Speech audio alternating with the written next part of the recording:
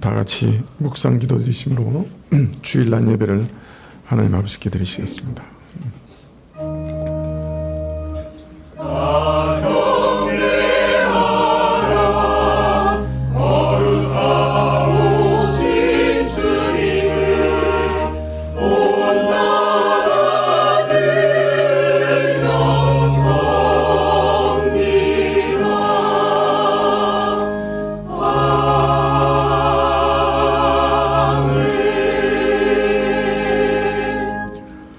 주를 두려워하는 자를 위하여 쌓아두신 은혜, 곧 인생 앞에서 주께 피하는 자를 위하여 베푸신 은혜가 어찌 그리 큰지요.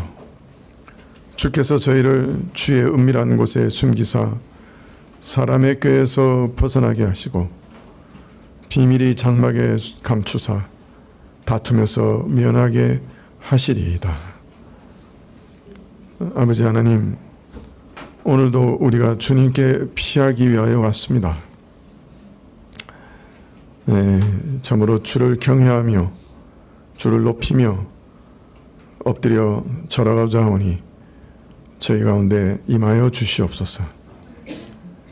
또 저희가 주를 바라보는 자를 위하여 베푸시고 예비하신 은혜가 많다 하셨사오니 오늘도 그러한 은혜를 기대하며 주 앞에 있사오니 주의 은혜로 가득하게 하옵소서. 주 앞에 서면서 저희 죄악을 어찌 고백하지 않을 수 있겠습니까? 저희 악함과 게으름과 참 수많은 범죄를 주 앞에 고백하오니 용서하여 주옵시고 정결케 하여 주시고 또한 새롭게 하여 주옵소서. 예배의 시종을 주께 의탁드리옵고 예수님의 이름으로 기도합나이다. 아멘. 찬송가 2장입니다.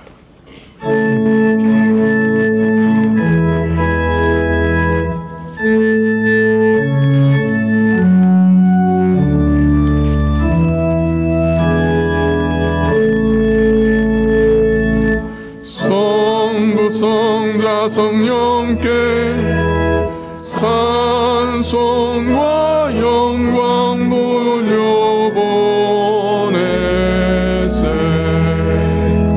태초로 지금까지 너 영원 무궁토록 성삼위께 영광 영광.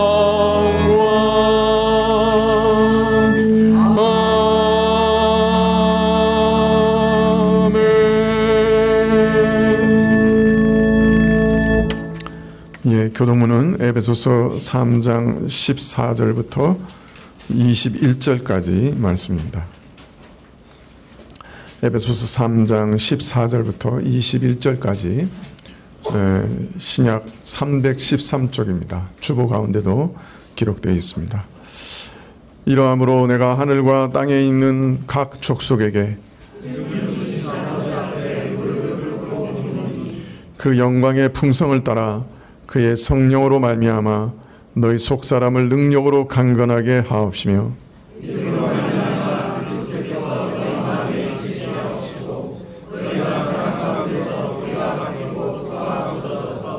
능히 모든 성도와 함께 지식에 넘치는 그리스도의 사랑을 알아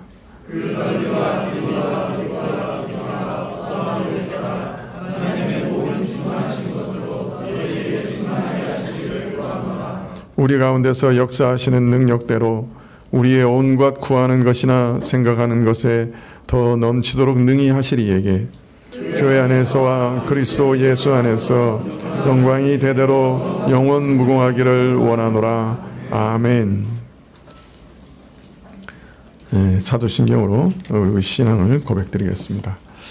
전능하사 천지를 만드신 하나님 아버지를 내가 믿사오며 그 외아들 우리 주 예수 그리스도를 믿사오니 이는 성령으로 잉태하사 동정녀 마리아에게 나시고 본디오 빌라도에게 고난을 받으사 십자가에 못 박혀 죽으시고 장사한 지 사흘 만에 죽은 자 가운데서 다시 살아나시며 하늘에 오르사 전능하신 하나님 우편에 앉아 계시다가 저리로서 산자와 죽은 자를 심판하러 오시리라. 성령을 믿사오며 거룩한 공예와 성도와 서로 교통하는 것과 죄를 사하여 주시는 것과 몸이 다시 사는 것과 영원히 사는 것을 믿사옵나이다. 아멘. 네, 찬송 48장입니다.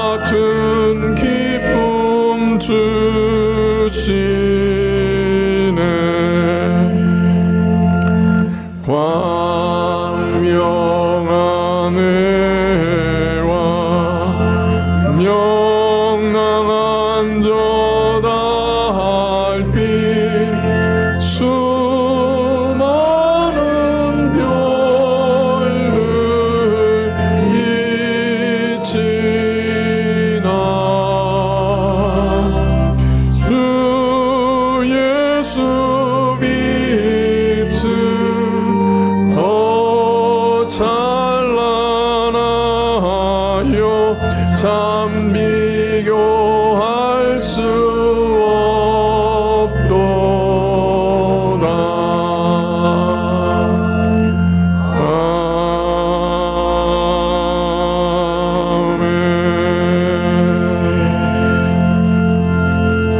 아멘. 광고 말씀 봐주시면 좋겠습니다.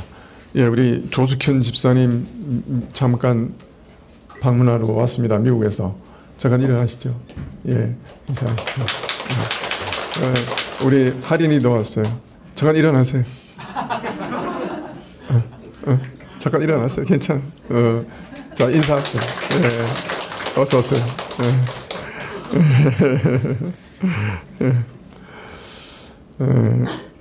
다음 주일 오후 예배는 오늘 오후 예배는 통합구역 모임으로 모입니다.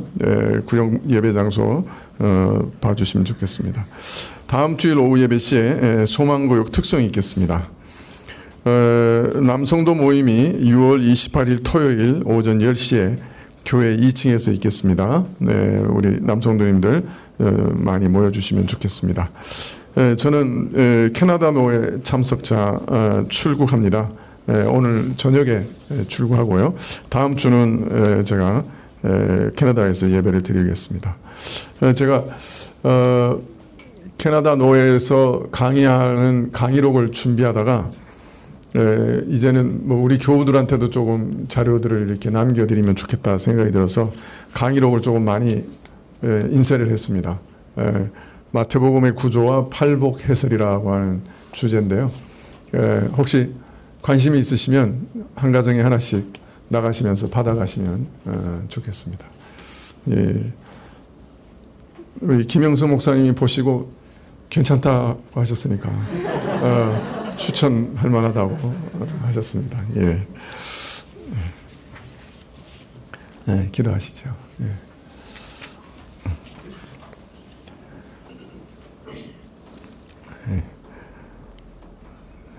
아버지 하나님, 참 저희가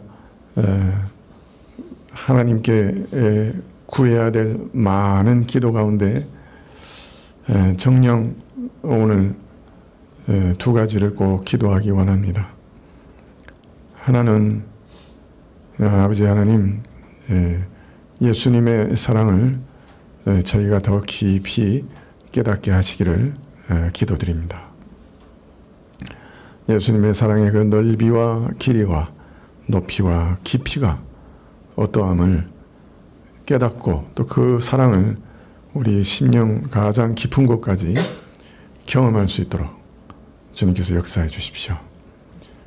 천지를 지으신 하나님, 또 그 아들이신 예수님께서 나를 얼마나 사랑하는지 깨닫게 되는 그 순간에 우리 삶은 변화되고 우리 인생은 달라지고 우리가 우리를 보는 눈도 바뀔 줄 압니다. 아버지 하나님, 하나님께서 먼저 일양 미쁘게 우리를 사랑하셨다 하셨사오니 그 사랑을 깨닫게 해주십시오. 그리고 그 때문에 저희도 예수님을 사랑하게 해주십시오. 저희 인생에 사랑하는 그 수많은 것들 중에 예수님이 가장 으뜸이 되게 해 주십시오. 주님, 또 하나는 주님께서 우리 안에 성령으로 역사하셔서 우리 마음을 제어해 주시기를 간절히 기도합니다. 성령께서 우리를 제어하지 않으시면 우리는 어디까지 흘러갈지 모르는 자들이에요. 우리 안에 역사하는 강한 죄의 소욕과 유혹이 우리를 어디까지 끌고 갈지 모르는 자들이오니 하나님, 저희 마음을 제어하시고 선한 길로 우리 마음을 인도하시고 우리를 주의 계명을 순종하는 길로 인도해 주시기를 간절히 기도드립니다.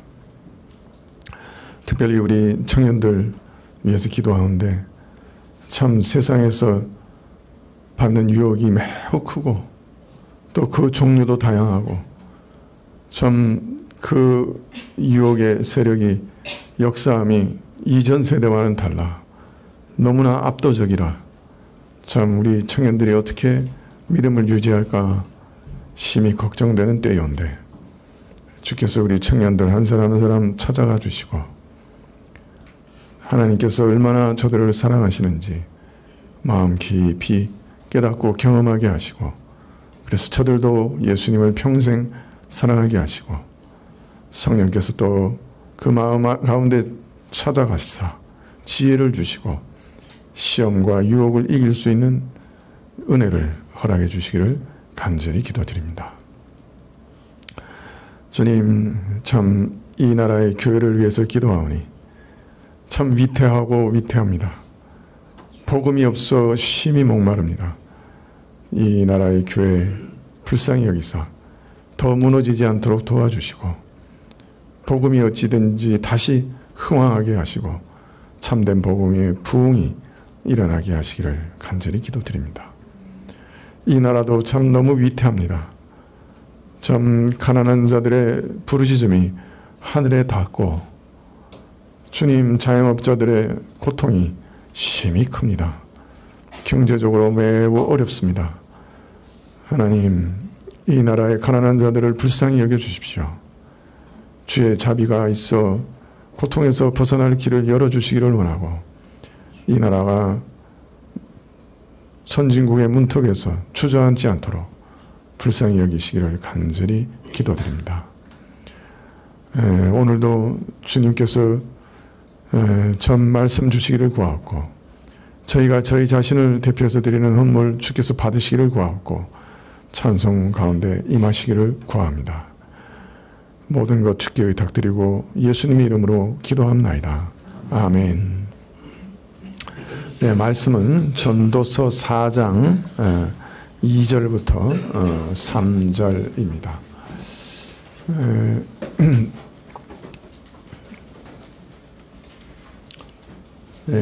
구약 949쪽인데요.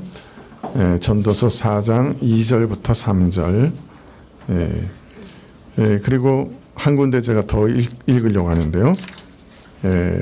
로마서 1장 28절부터 32절입니다. 먼저 전도서 4장 2절부터 3절까지 제가 봉독해 드리겠습니다. 그러므로 나는 살아있는 산자보다 죽은 지 오랜 죽은 자를 복되다 하였으며 이 둘보다도 출생하지 아니하여 해 아래서 행하는 악을 보지 못하는 자가 더욱 낫다 하였노라. 로마서 1장 28절부터 32절까지 신약 240쪽인데요. 로마서 1장 28절부터 제가 봉독해 드리겠습니다.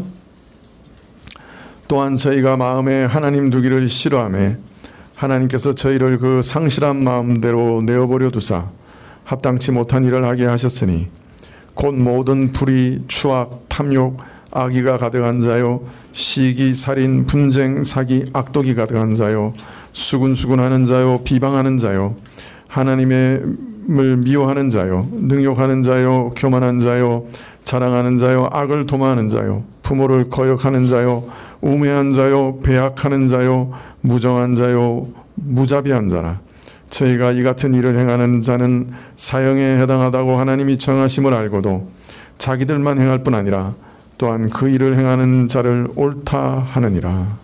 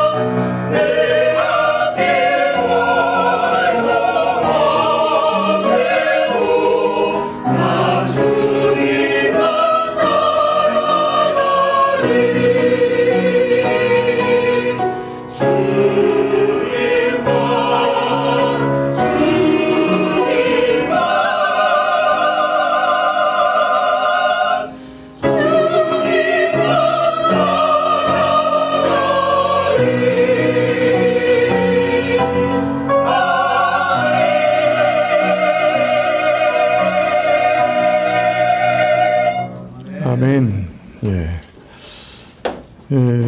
우리는 전도서 4장에서 해 아래에서 살아가는 이 사회의 모습에 대해서 쭉 살펴봤습니다. 참 뒤틀린 모습을 살펴봤죠.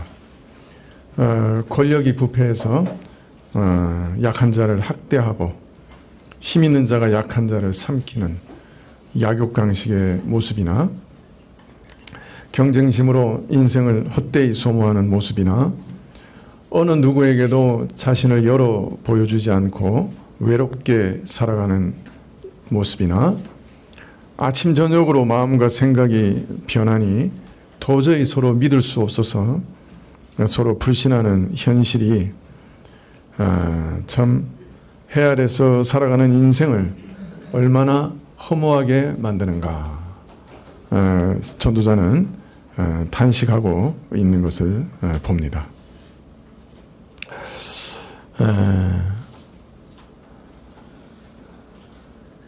그런데 왜 사람이 살아가는 사회가 이처럼 부조리한가? 지난 시간에 전도자는 하나님의 어미와 초월적인 주권을 말씀하시면서 살짝 인간은 참 이처럼 하나님 앞에서 말도 함부로 낼 수 없는 무능한 자들이요, 내가 이렇게 하겠다 저렇게 하겠다 할 수 없는 존재인데 그런 그런 사람들이 모여 사는 인간 사회의 모습이 이렇게 부조리하다고 하면 이것은 사실 하나님의 책임이 아닙니까? 이렇게 암시적으로 묻고 있다, 그렇게 말씀을 드렸습니다. 오늘은 이 질문에 대해서 잠깐 말씀을 드리려고 합니다. 자, 사회가 이렇게 부조리하다고 하면 이것을 이 사회를 주장하시고 이 사회의 역사를 통치하시는 하나님이 책임지셔야 하는 거 아니냐, 이 모든 모습들은 하나님의 책임이 아니냐.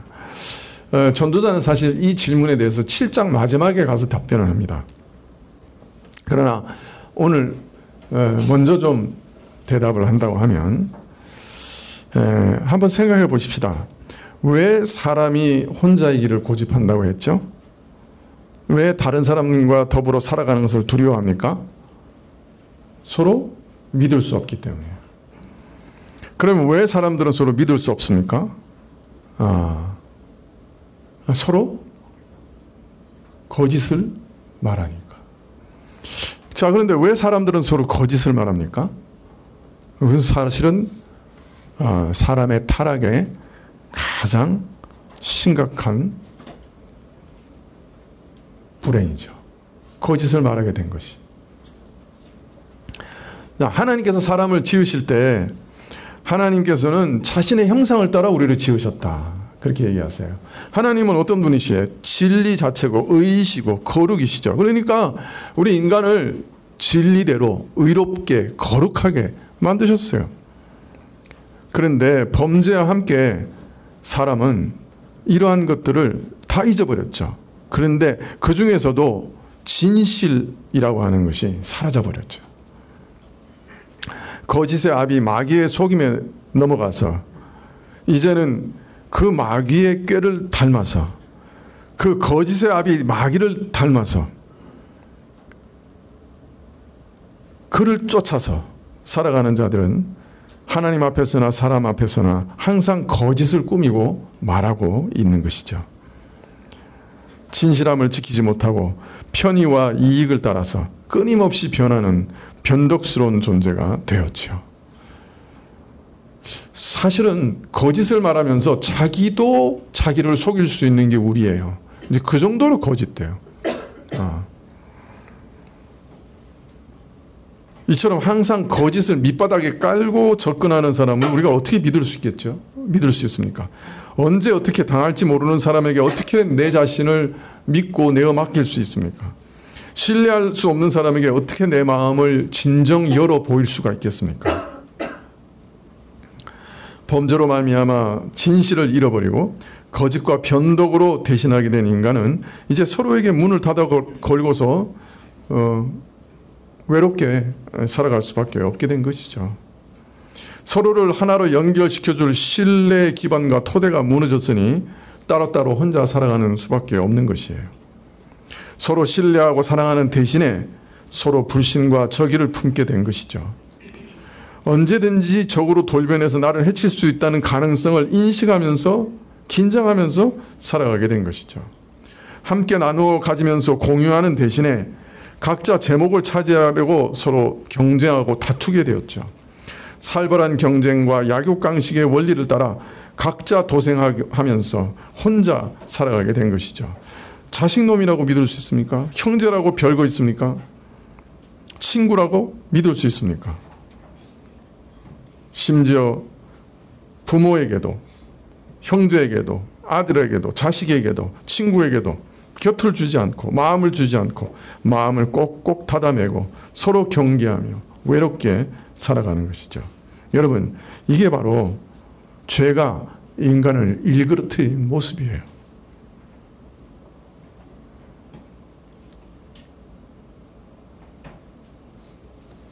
범죄하기 전에 그 복된 인간관계, 더불어 살아가며 사랑하며 행복 가운데 살아가던 그 모습을 죄가 파괴시켜버린 비참한 잔재예요.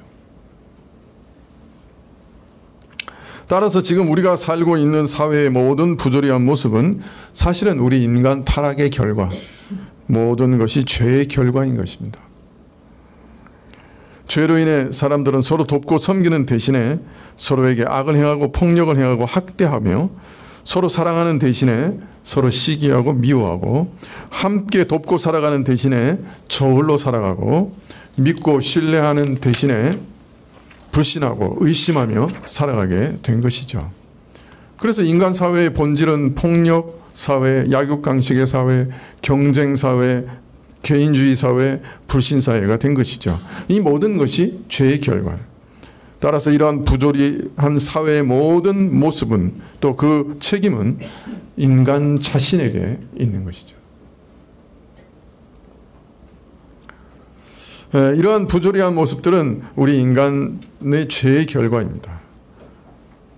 그래서 이 부조리한 모습은 인간의 모든 역사, 인류 역사가 존재하는 한 변함이 없을 거예요. 전도자가 토로한 이 사회의 부조리한 모습이 사실은 우리가 지금도 그죠? 생생하게 경험하고 있는 사회의 모습이잖아요. 조금이라도 변화된 게 있습니까? 전도자가 이 전도서를 쓴 이래 3000년 동안 이런 모습에 조금이라도 변화가 있었습니까? 사실 우리가 경험하는 우리 사회 꼭 그대로의 모습 아닙니까? 물론 이런 부조리들 중에 시대에 따라서 정도가 조금씩은 다 다를 수 있습니다. 어느 시대는 폭력이 더 심하고 어떤 시대는 경쟁과 개인주의가 더 심하고 어느 시대는 불신이 심하고 뭐 그런 식이죠. 한국 사회는 진작부터 경쟁과 개인주의가 이 사회의 병폐였어요. 이게 문제였죠. 근데 요 사이는 불신의 문제가 더 큰 문제인 것 같아요. 사실 언론도 믿지 못하겠어요. 죄송하지만 정부도 못 믿겠어요. 입법부도 못 믿겠어요. 사법부도 못 믿겠어요. 의심이 가요. 자, 이런 이 나라의 존립이 심히 우려되지 않습니까? 가장 신뢰받아야 할 곳이 가장 의심을 받는 곳으로 변질됐는데 이 사회가 계속해서 존속해 나갈 수 있겠어요? 참 심각한 문제죠.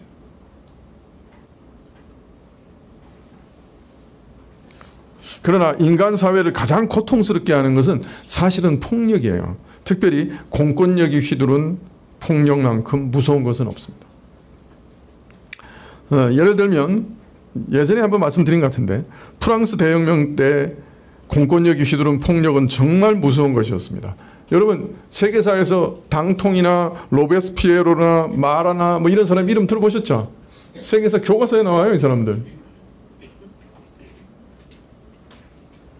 세계사 중학교에서 세계사 배우는 사람들.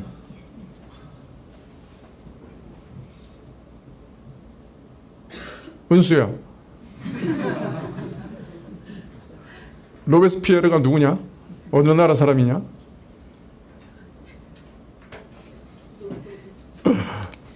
프랑스 사람이죠. 프랑스 대혁명 때 공포정치를 한 사람들이죠. 이 공포정치는 1793년 6월부터 1년 동안 반혁명 분자라는 제목으로 무려 1만 7천 명을 단두대로 보냈어요.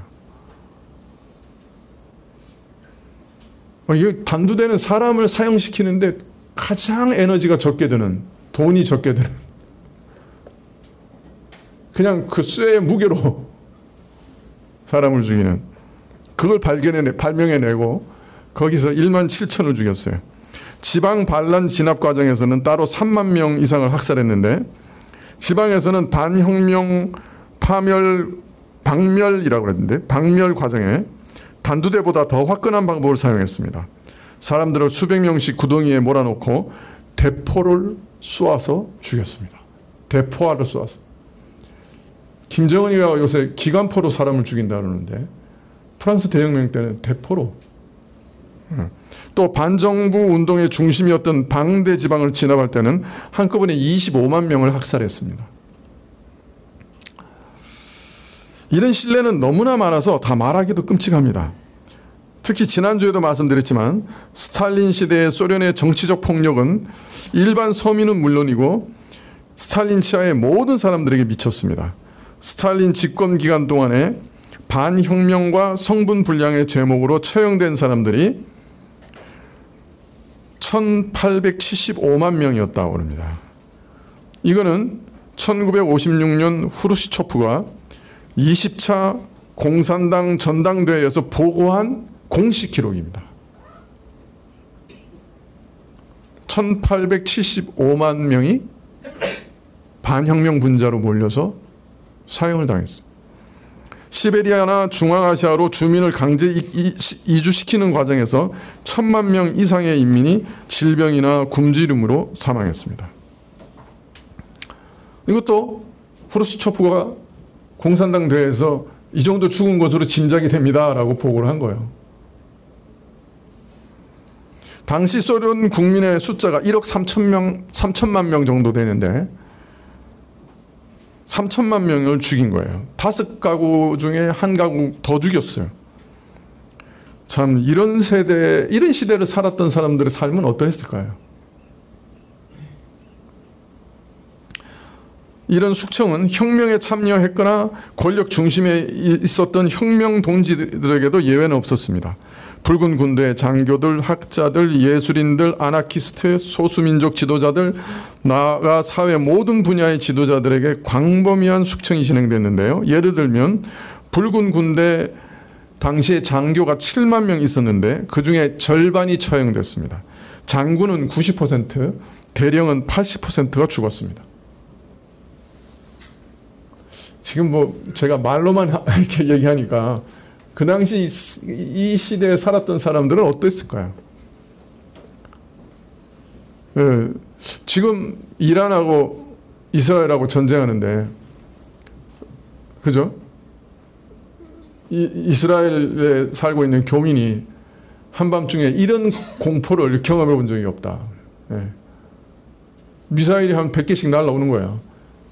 근데 이제 보통 미사일이 이렇게 날라올 때 이제 뭐 모사드나 뭐 이런 중요한 건물을 향해서 날라오는 거거든요.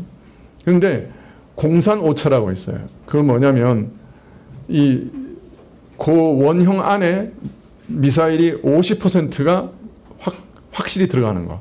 근데 보통 이란이 쏘는 미사일의 공산 오차가 50m에서 100m예요. 그러니까 한 건물을 향해 쏴도 그 건물을 딱 점으로 해서 50m하고 100m 안에 100개를 쏘면 50개만 들어가는 거예요. 그 나머지는 딴 데 떨어지는 거죠. 그게 무서운 거죠. 그냥 모사드 건물에만 날아가면 좋은데 그 주변에 막 떨어지는 거예요. 아파트에도 떨어지고. 또 무서운 거는 이스라엘이 그 미사일들을 이렇게 미사일로 요격하거든요. 뭐 총알로 잡는 거예요. 대단한 기술이죠. 근데 그렇게 꼭 탄두하고 부딪혀서 폭발하면 그래도 깨끗한데 탄두를 못 맞추면 어떻게 됩니까? 탄두가 가다가 자연낙하라고. 또 미사일이 가다가 중간에 부서져가지고 파편이 비처럼 쏟아지는 거예요. 그러니까 방공호로 뛰어가다가 파편에 맞아가지고 죽고 다치는 사람이 지금 막 나오는 거죠. 그런 곳에서 사는 사람들의 공포는 어떨까요? 북한 공산오차가 1km, 2km 이랬어요. 국회의사당에 쏘면 이쪽으로 다 떨어지는 거예요. 근데 다행인지 불행이죠. 우크라이나 가가지고 기술을 받아들여가지고 요새 공산오차가 한 150m 정도로 줄어들었어요. 150m 안에 50%가 떨어지는 거예요. 나머지는 바깥으로 떨어져요. 국회는 분명히 쏠 건데 몇 메다 안 되죠.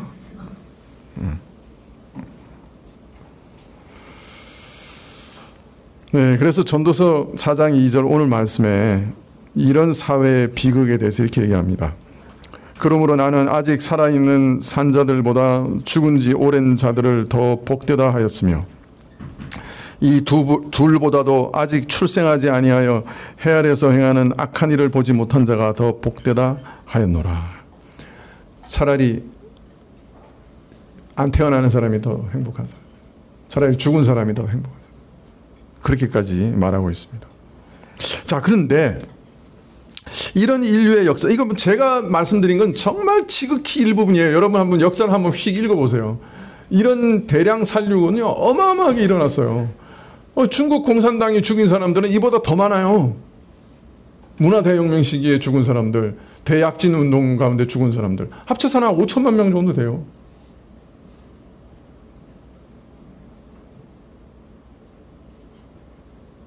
일본하고요 전쟁할 때 일본 군대의 앞길을 막으려고 중국이요 황하간에 유명한 뚝을 무너뜨렸어요. 그래서 밑에 있는 하루에 있는 자기 국민들한테 피난 갈 기회도 주지 않고 뚝을 무너뜨려서 일본하고 중국하고 전쟁하는 동안에 그 홍수로 인해서 죽은 사람이 300만이었어요. 여러분 그런 역사 아세요?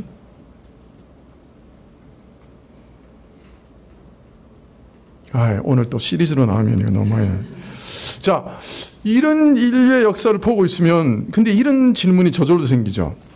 아무리 이러한 부조리하고 무섭고 공포가 가득한 사회의 모습이 인간 자신의 범죄로 인해서 초래된 결과를 할지라도 하나님께서 왜 이런 일들을 제어하지 않으시는가? 왜 간섭하지 않으시는가? 왜 이런 무시무시한 일들을 허용하시는가? 질문하지 않을 수가 없는 거죠. 이 질문에 대한 대답이 오늘 우리가 읽은 로마서 1장 28절 말씀입니다. 또한 저희가 마음에 하나님 두기를 싫어하며 하나님께서 저희를 그 상실한 마음대로 내어버려 두사 합당치 못한 일을 하게 하셨으니.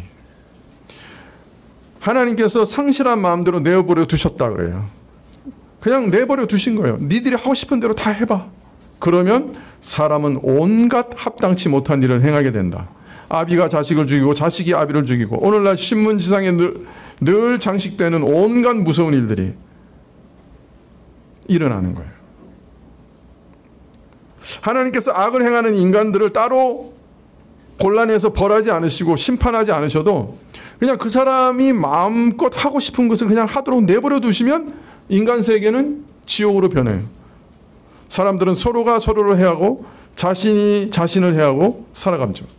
그래서 지옥 같은 고통 속에서 울부짖으면서 살아가게 돼요. 하나님께서 따로 간섭하지 않으시고 제어하지 않으시고 사람의 상실한 마음대로 그 악한 마음대로 살아가도록 가만히 내버려 두시면 그게 바로 일종의 심판이 되는 거예요. 그 죄에 대한 심판이라. 심판의 방식이 하나님께서 따로 하늘에서 불벼락을 안 내리셔도 돼요. 그냥 사람들이 하고 싶은 대로 그냥 제어하지 않고 내버려 두시면 그게 심판이에요. 일반적으로 우리가 전도할 때 하나님께서는 우리 죄에 대해서 진노하시고 그 진노가 지금도 우리에게 임하고 있고 우리는 다 같은 죄인이니 회개하고 예수님을 믿어야 된다. 그렇게 전도하면 사람들이 성을 버럭내죠. 첫째는 왜 멀쩡한 사람 죄인 취급하냐. 그러면서 화를 내고요. 그 다음에 하나님께서 죄에 대해서 진노하시고 심판하신다고 하면 내가 하나님의 존재도 뭐 있는지 없는지도 모르겠고 하나님을 믿지도 않지만은 어쨌든 내가 하나님의 진노 아래 심판 아래 있다는 말이 도대체 무슨 말이냐. 이 사람 미친 거 아니냐. 이렇게 쳐다봅니다. 내가 지금 하나님의 심판을 받고 있단 말이냐. 야, 이 사람아, 부모에게서 사람이 태어나서 이런저런 일을 다 겪고 자라고 유사일의 사람들 다 이렇게 살아온 거 아니냐. 물론 때로는 이 사회 안에서 사는 것이 너무 힘겨워서 원망하고 불평하기도 하지만은 사람으로서야 어쩔 수 없는 일 아니야. 근데 뭐 내가 뭘 심판을 받는다고 심드렁하게 대꾸합니다. 그러면서 하나님이 죄에 대해서 벌하신다는, 하나님이 죄에 대해서 진노하신다는 증거가 어디 있냐? 그리고 대드는 사람들도 있습니다. 그런데 오늘 로마서는 하나님을 참되게 알고 합당하게 섬겨 그를 영화롭게 하지 못하는 인간들을 그 원하는 대로 그 더러운 정욕을 따라 살도록 내버려 두시는 것이 바로 심판이라고. 온갖 더러운 일을 행하며 죄 가운데 뒹굴며 수치스럽게 살아가는 그 자체가 하나님의 형벌이요 심판이요 저주라고 말씀합니다.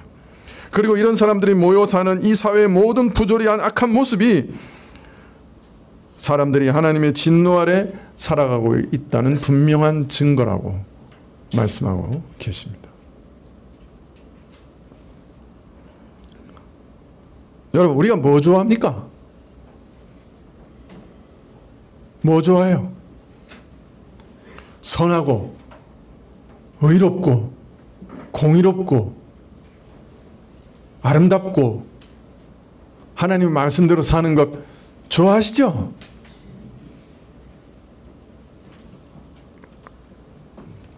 여러분, 우리가 우리 마음속에서 내가 하고 싶은 대로 산다 그러면 우리 삶이 어떻게 변할까요?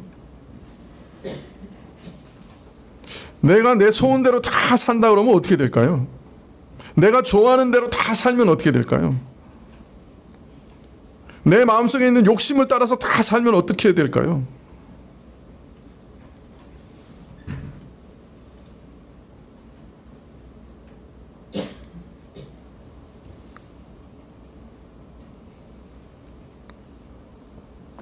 그렇게 되면 온갖 더러운 일을 행하며 죄 가운데 뒹굴면서 수치스럽게 살게 된다고 말씀합니다.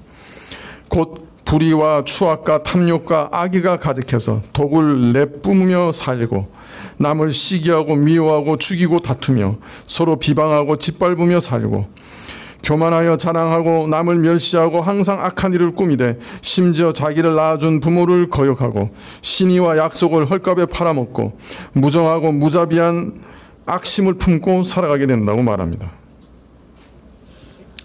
이런 사람들이 모여 살아가는 사회가 약육강식의 사회, 폭력 사회가 되는 것은 당연하고 또 시기 질투만 가득한 경쟁사회, 가장 가까워야 할 혈육마저도 참으로 내버리는 저홀로 사는 사회, 개인주의 사회, 아무도 믿지 못해 의심하고 불신하며 살아가는 참 정없는 사회가 되는 것은 당연한 것이죠.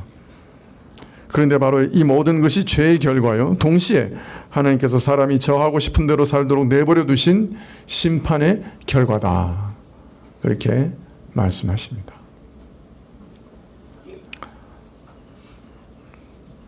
자, 그런데 문제는 로마서 1장 맨 마지막 절에 사람들이 그렇게 사는 사람을 뭐라 그래요? 그 옳다 그런다는 거예요. 그렇게 사는 게 옳다라고 말한다는 거예요. 서로 죽이고 빼앗고 속이고 미워하고 불신하고 저홀로 살아가면서 죄의식은커녕 오히려 내가 저보다 조금 더 가졌다고, 저를 누르고 빼앗고 이겼다고, 죄를 지으면서 오히려 쾌감을 느끼면서 적어도 인생이라면 이렇게 살아야 멋진 인생이 아니냐. 오로지 영웅은 자기가 원하는 목표와 목적만을 생각할 뿐 다른 것은 돌아보지 않는 법이라. 하나님의 법이고 선이고 악이고 그런 거 다 헛소리요.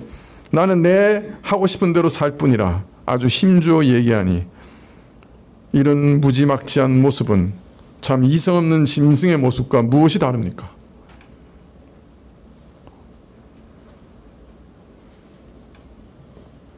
국가의 100년 대계를 위해서 우크라이나를 우리가 차지해야 된다. 그래서 그 사이에 지금까지 100만 명을 쓸어 넣었어요. 죽은 사람이 25만 명, 나머지는 부상. 100만 명 진짜 쓸어 넣었다고 그래요. 말이 100만 명이지. 젊은 사람 100만 명이면. 우크라이나는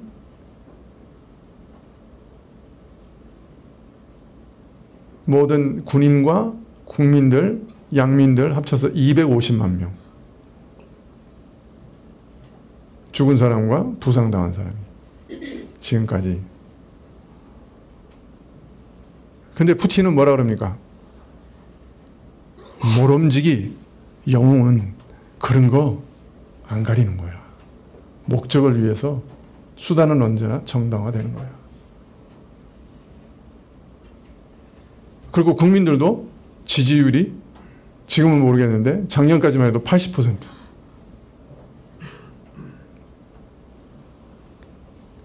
경제도 잘 돌아가. 군대만 오면 우리나라 돈으로 얼마를 줬죠? 600만 원인가? 뭐 이렇게 주고 매달 월급도 어마어마하게 주고 지금은 돈으로 사서 사람들을 쓸어 넣는 거거든요. 경제가 잘 돌아가요. 빚을 왕창 내서 지금 쓰고 있는 거니까.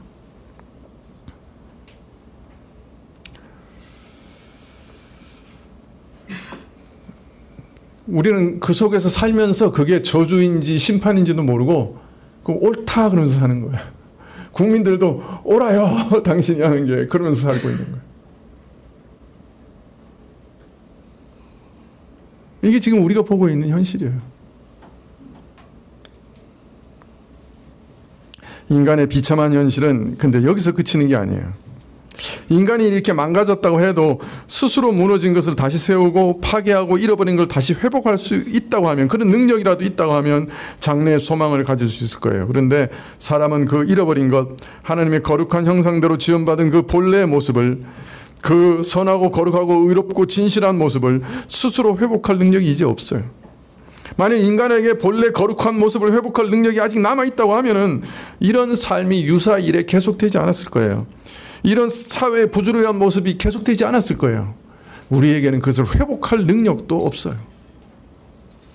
그게 더 큰 문제.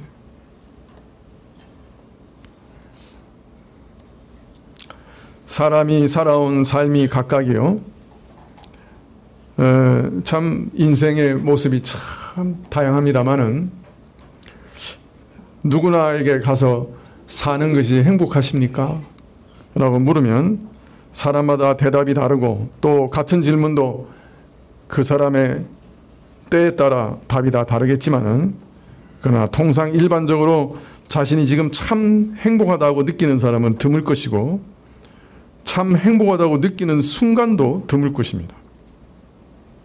부모가 잘 돌봐주어서 온 세상이 자기 것인 양 그냥 마냥 즐거워 보이는 어린아이도 우는 일이 그처럼 많은 걸 보면 그 어린아이들에게도 슬프고 고통스러운 일이 많다 하는 것을 뜻하는 것이 아니겠습니까? 참 지난 날들을 돌아보면 참 아찔한 순간들이 많았음을 떠올리며 내가 그런 중에도 이렇게 살아남은 것이 다행이라 감사하기도 하고, 내 주변에서 일어나는 수많은 불행한 일들을 떠올리면서 그래도 나는 다른 사람들보다는 비교적 나은 편이다 말할지 모르지만은 살아오면서 많은 어려움과 괴로움도 겪었으나 즐거운 날도 없지 않았다. 사랑하는 아내와 남편의 품에서 느끼는 행복과 자식을 낳아 기르는 기쁨, 그리고 애써 노력한 일들의 성취 등 가끔 행복한 날도 없지 않았다고 말할 수도 있을 것입니다만은, 그러나 어떤 사람이든지 한평생 살아온 그 삶을 두고서 마냥 행복하기만 하였다고 말하는 사람은 없을 겁니다. 좌절과 한숨, 슬픔과 고통의 상처와 억울함과 원망과 미움이 모든 사람에게 있으며, 가장 행복한 그 순간 바로 그 일 안에도 이런 고통이 스며들어 있는 것이죠. 왜 그렇습니까? 우리가 살아가는 이 사회가 부조리하고 비정상적인 곳이기 때문에 그렇습니다. 그래서 그곳에서 살아가는 것이 참 힘들고 허무한 것이에요. 우리가 우리 삶을 정직하게 들여다본다고 하면 우리는 이런 부조리한 사회 가운데서 마치 상처 입은 짐승처럼 웅크리고 두려움 가운데서 떨며 살아갑니다. 사회의 억울한 폭력 가운데 분노하며 때로는 또 다른 폭력으로 대갚아주기도 하고, 그런 가운데 서로 시기하고 경쟁하며, 그러면서 또 외롭고 쓸쓸한 가운데, 그리고 서로 믿지 못하며 미워하고 시기하고 외롭고 고독한 가운데 마치 버려진 고아처럼 고통 가운데 살아갑니다. 그래서 사실 우리 모두는 상처받은 마음에서 피를 철철 흘리면서 고통 가운데 몸을 비틀며 매일매일을 힘겹게 살아갑니다.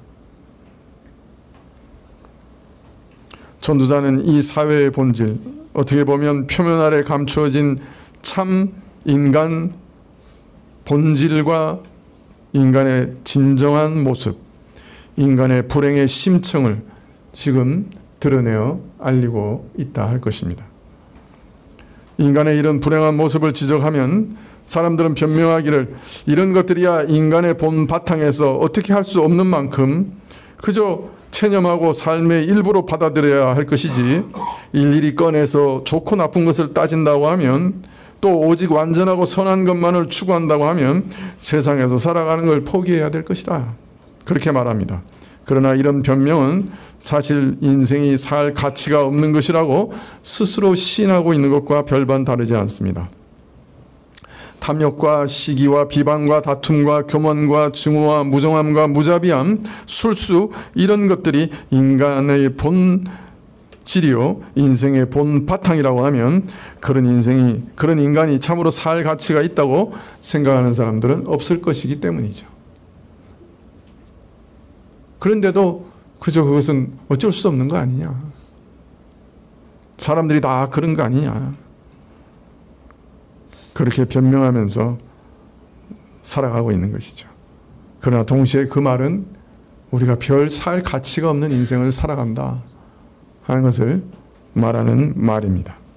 성경은 이 사실을 확인하되 저희가 마음에 하나님 두기를 싫어하며 하나님께서 저희를 그 상실한 마음대로 내어버려 두사 합당치 못한 일을 하게 하셨다고 말하고 있습니다.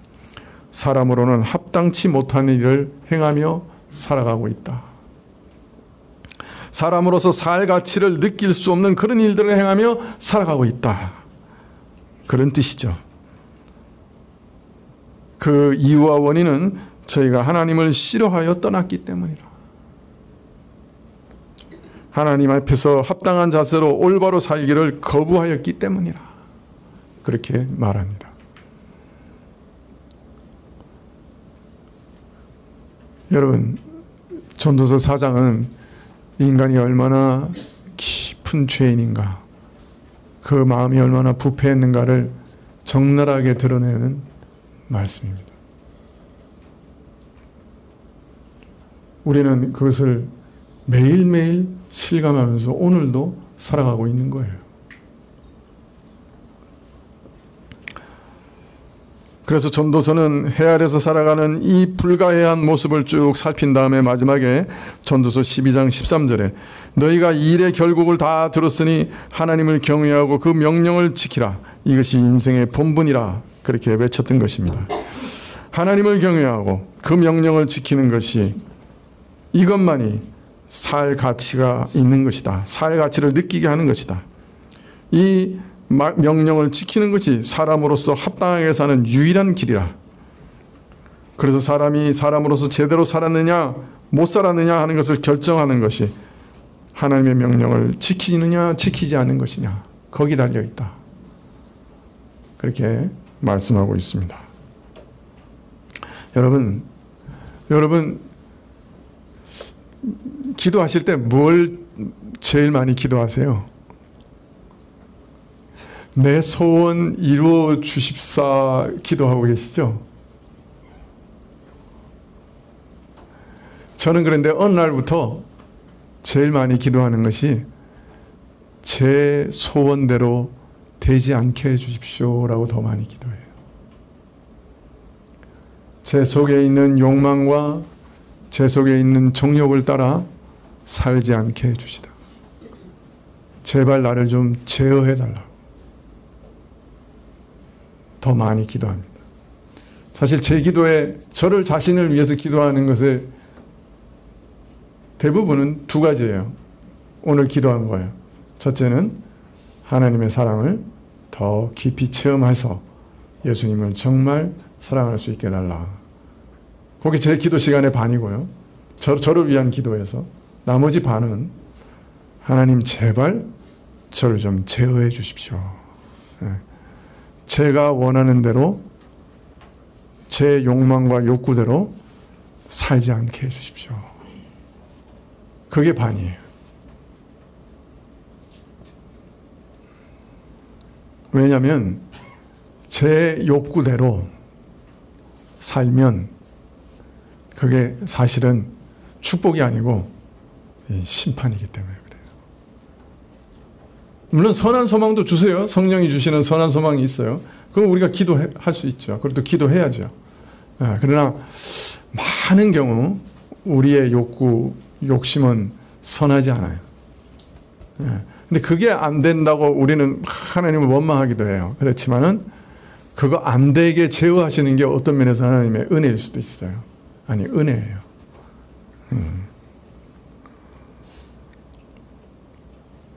우리가 하나님의 명령과 계명을 사랑하고 기뻐하는 것만큼 큰 은혜는 없어요.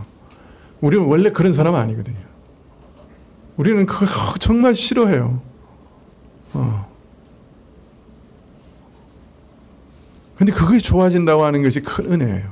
근데 그게 내가 좋아하겠다 이제부터 그런다고 결코 좋아지지 않아요. 내 마음을 성령이 바꿔주셔야 돼요. 그 기도해야 되는 거예요.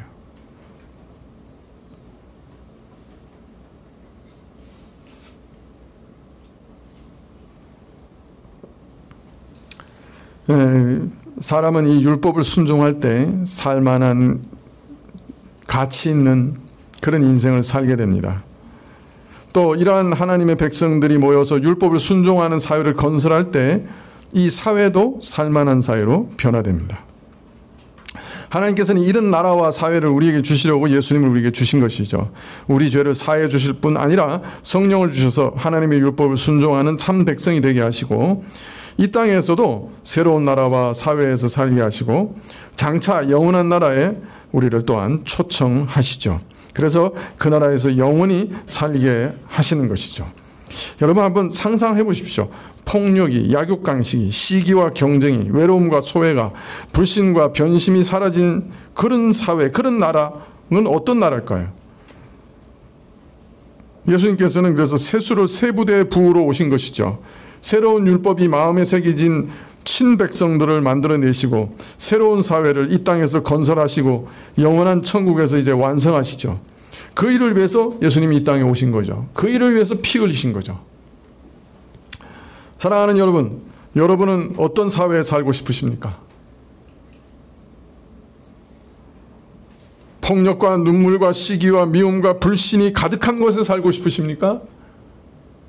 아니면 폭력과 눈물과 시기와 미움과 불신이 없는 사회에서 살고 싶으십니까?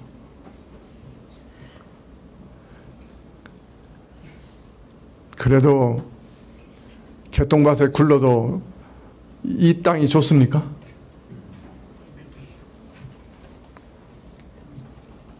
저는 예수님께서 건설하시는 새로운 나라, 새로운 사회에서 살고 싶습니다.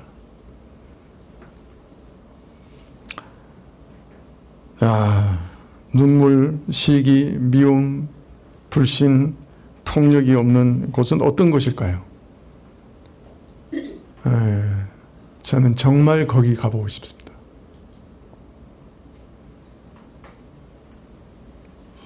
거기 가기 위해서 어떤 대가를 치러야 한다면 저는 기꺼이 치를 용의가 있습니다. 그런데 더 놀랍게도 예수님께서는 우리에게 어떤 대가를 지불하라고 하시지 않으시고 그 자신의 피값으로 우리에게 이 나라를 공짜로 주시는 거예요. 믿기만 하면.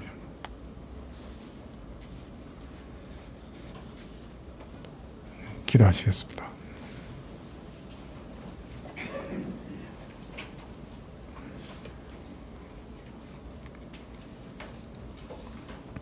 모든 어그러진 것들을 새롭게 하시고 정령 평화와 거룩과 의와 공의가 가득한 나라를 건설하시는 우리 예수님을 우리가 힘있게 붙들게 해주시고 이 예수님 그 인격에 반하게 하시고 이 예수님을 사랑하게 해 주십시오. 예수님의 이름으로 기도합나이다. 아멘. 512장 찬송하시겠습니다.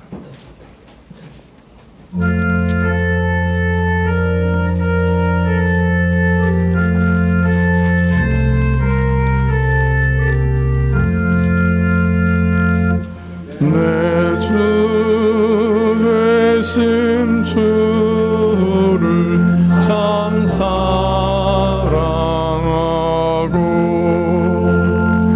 곧 그에게 죄를 다 고하리라.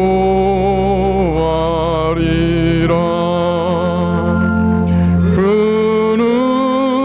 은혜를 주심 내 예수시니 이전보다 더욱 사랑합니다.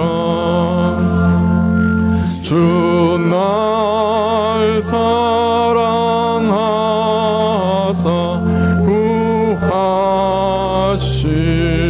구하시려고 저 십자가 고난 당하셨도다. 그 가시관 쓰심 내 주에 오니 이전보다 더욱 사랑합니다.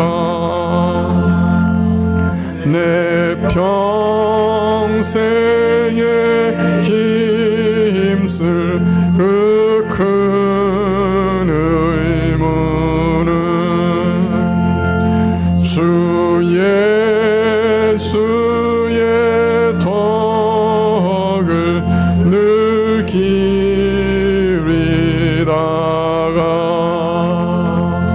숨질 때에라도 내 할 말씀이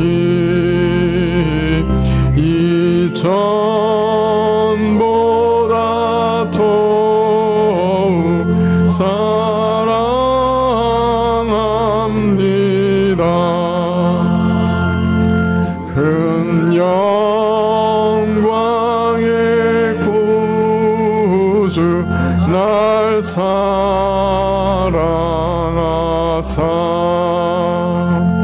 그 풍성한 은혜 더하시리니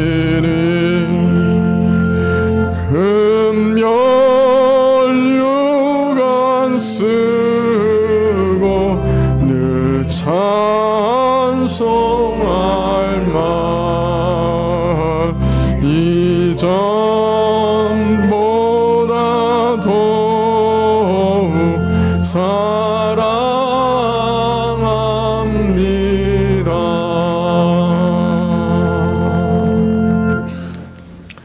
지금은 우리 주 예수 그리스도의 은혜와 하나님 아버지의 그 크신 사랑과 이 은혜와 사랑을 깨닫게 하시고 누리게 하시는 성령님의 교통하시고 역사하심이 우리 안에 여전히 역사하는 죄의 세력을 멸하시는 성령의 은혜를 구하며 성령을 기뻐하며 머리 숙인 주의 백성들을 위해 지금부터 영원까지 함께 계실지어다. 아멘. 영원히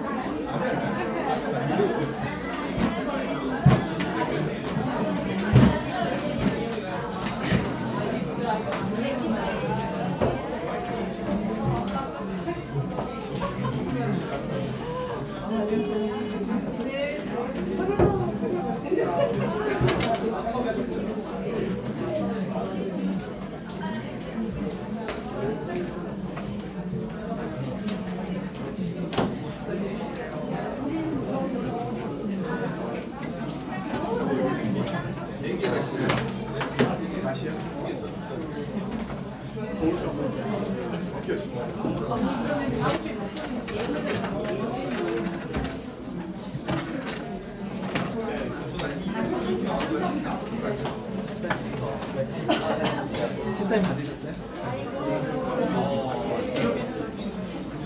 봤는데 내가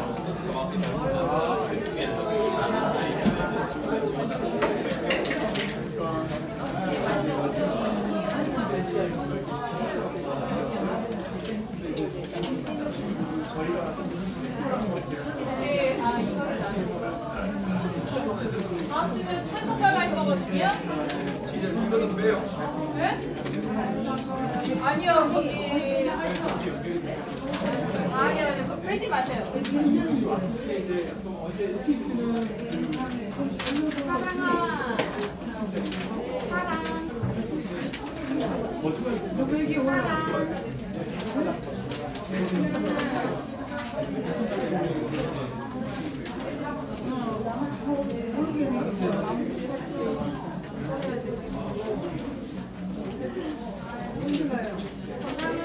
물론 그냥 연결이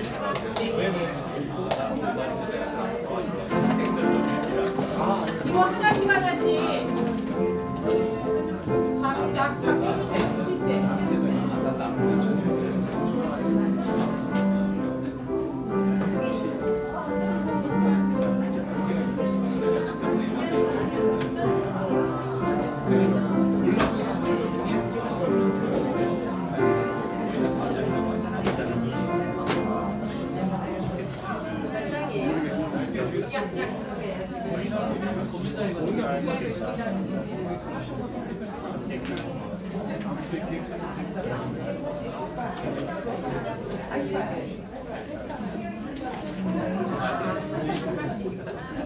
집사님 이거 받으셨어요?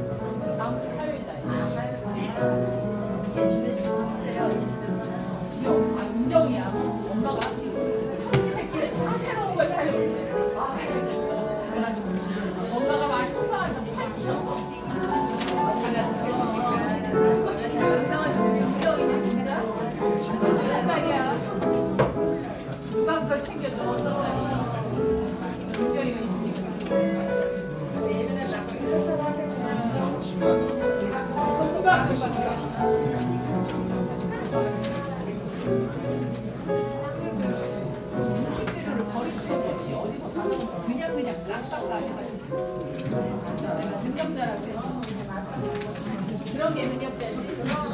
아이고, 아니 주워다 빼라도 되는데 나는 안을 버리고 있어. 나 그대로 시켜. 여기는 뭐돈 줘가지고.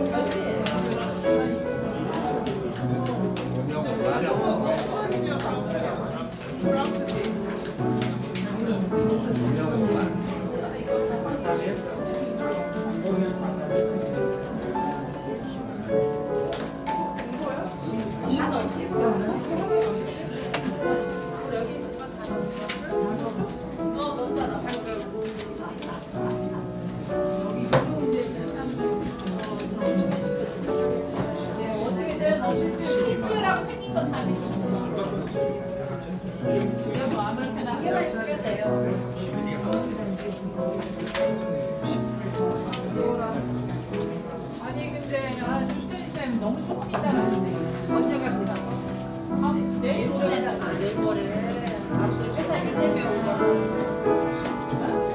회사 일 때문에 온 거야. 아주 많이 벌어요. 되니까 그만큼 어려웠다. 격리되고.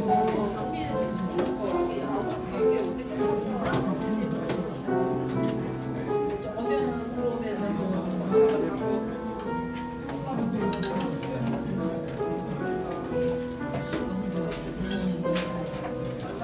그러니까 어제 안 가고